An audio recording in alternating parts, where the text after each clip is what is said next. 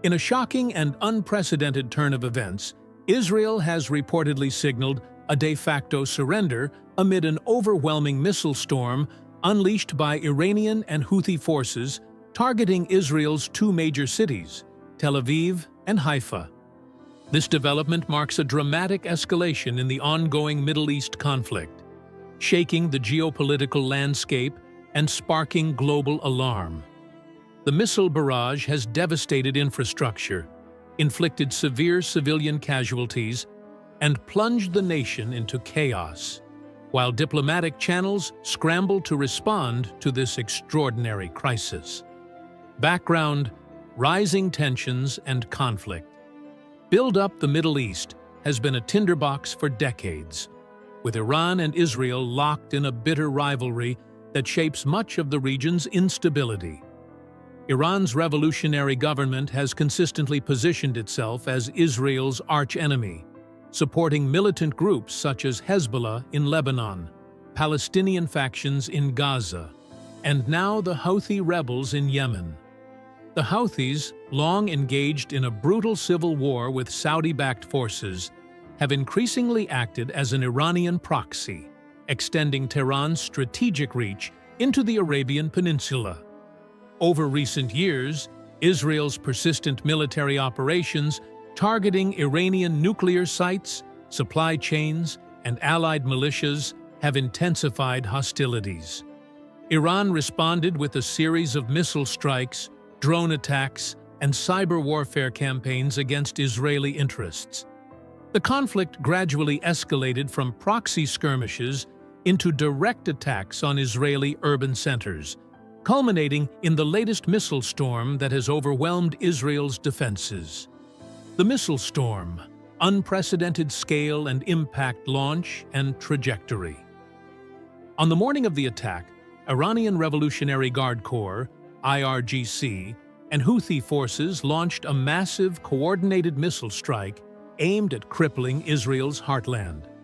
Hundreds of ballistic missiles, cruise missiles, and unmanned aerial vehicles, UAVs, were fired simultaneously from multiple fronts: southern Lebanon, Syria, Iran itself, and the Yemeni coast via Houthi-controlled territory. The missiles targeted two major metropolitan areas: Tel Aviv, Israel's economic and technological hub, and Haifa, a vital port city in the north. The sheer volume of missiles overwhelmed Israel's famed Iron Dome and David's Sling air defense systems, allowing dozens of warheads to penetrate urban airspace and strike key infrastructure. Devastation in Tel Aviv and Haifa. The missile barrage caused widespread destruction. Tel Aviv. Multiple missiles hit the city center, targeting government buildings, financial institutions, residential complexes, and critical infrastructure like power grids and communication hubs. Fires raged across the city, causing mass evacuations and overwhelming emergency services. Hospitals operated beyond capacity, treating thousands of injured civilians, including many children and elderly. Major highways and bridges were damaged or rendered impassable, paralyzing transportation and logistics. Haifa, the northern port city, crucial for Israel's maritime trade and naval operations, was struck with equal ferocity. Key industrial zones, including oil refineries and shipyards, were targeted, sparking massive explosions and toxic fires. Residential neighborhoods near the port suffered heavy casualties as missile fragments rained down indiscriminately. The city's port operations ground to a halt, exacerbating economic disruption nationwide. Casualties and humanitarian crisis.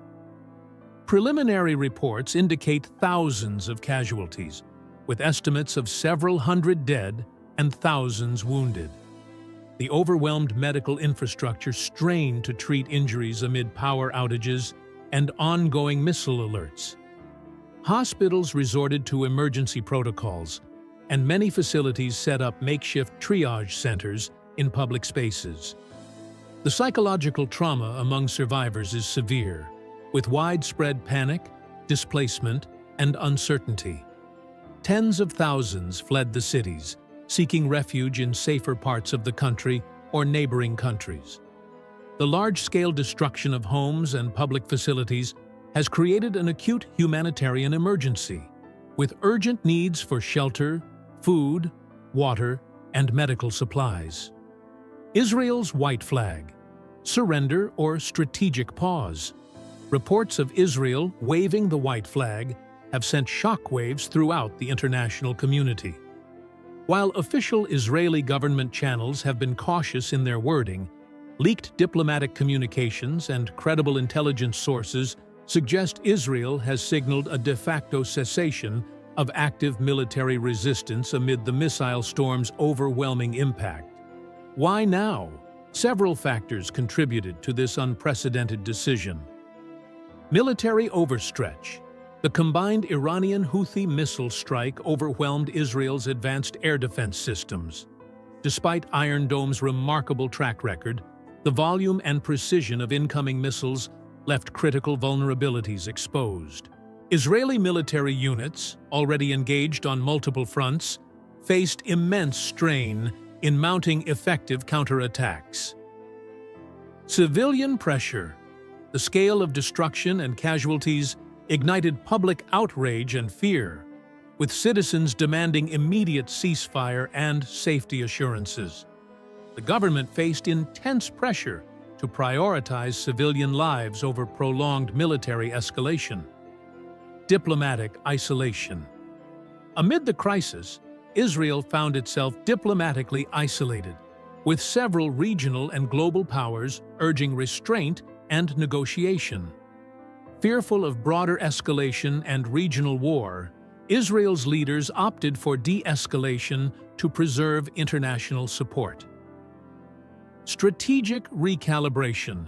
Some analysts suggest Israel's signaling may represent a tactical pause rather than outright surrender, a move to regroup and seek diplomatic avenues before re-engaging militarily. Reactions within Israel. The surrender signal triggered mixed reactions domestically. While many citizens supported the government's focus on civilian protection, others accused leadership of weakness and failure to safeguard national sovereignty. Political factions debated the next steps, with opposition parties demanding transparency and accountability. Neighboring countries' reactions from neighboring states were polarized. Lebanon and Syria, Hezbollah and allied militias echoed Iran's rhetoric, promising to intensify operations along Israel's northern border.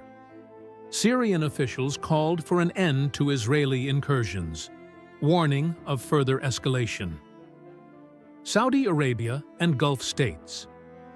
These countries expressed concern over the rapid escalation, emphasizing the need for peace and stability. Some Gulf states, with recent normalization ties to Israel, called for urgent diplomatic intervention. Global powers. United States.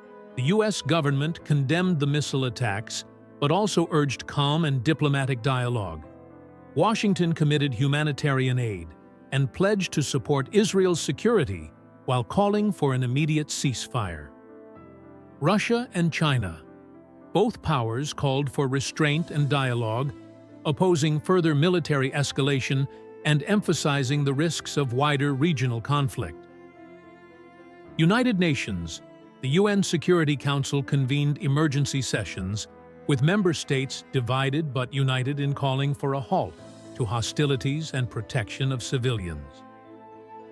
Broader geopolitical implications. Shift in regional power dynamics. The missile storm and Israel's apparent surrender signal a significant shift in Middle Eastern power balances. Iran's successful coordination with the Houthis and other proxies demonstrates growing regional influence and military reach, challenging Israeli and Western dominance.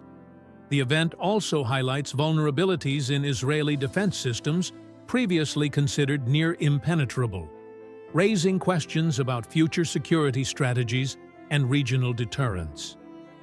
Risks of wider conflict. The escalation risks dragging neighboring countries into open conflict. Lebanon's Hezbollah and Syrian forces could exploit Israel's current vulnerability to open northern front lines. Saudi Arabia, already engaged in Yemen's conflict, faces increased instability on its southern border. Moreover, the risk of direct confrontation between Iran and the U.S.-led coalition in the region intensifies, raising fears of a broader Middle Eastern war with global consequences. Impact on global energy and economy. The missile attacks on Haifa's port and industrial zones have disrupted critical energy supply chains, with oil refineries damaged and shipping halted. This disruption contributes to rising global energy prices and supply uncertainties, affecting markets worldwide. Trade and commerce in the eastern Mediterranean region face prolonged disruption, impacting economies reliant on maritime routes through Israeli ports. Humanitarian challenges and international aid. The humanitarian crisis unfolding in Tel Aviv, Haifa, and surrounding regions demands urgent international attention. Key challenges include displacement. Tens of thousands are displaced, requiring shelter, food, and medical aid. Medical emergency. Hospitals are overwhelmed with casualties, facing shortages of equipment and staff. Infrastructure repair. Restoring power, water, and communication is critical to recovery, but hampered by ongoing security concerns. International aid agencies, alongside governments, are mobilizing resources, but access remains difficult due to ongoing threats and damaged infrastructure. Possible paths forward. Ceasefire negotiations. Efforts are underway for ceasefire talks mediated by regional and international actors. Iran's demands include recognition of its missile program and withdrawal of Israeli forces from occupied territories, while Israel seeks guarantees for future security. Diplomatic engagement, renewed emphasis on diplomacy, aims to address underlying issues fueling the conflict, including Iran's nuclear ambitions, Palestinian statehood, and regional security.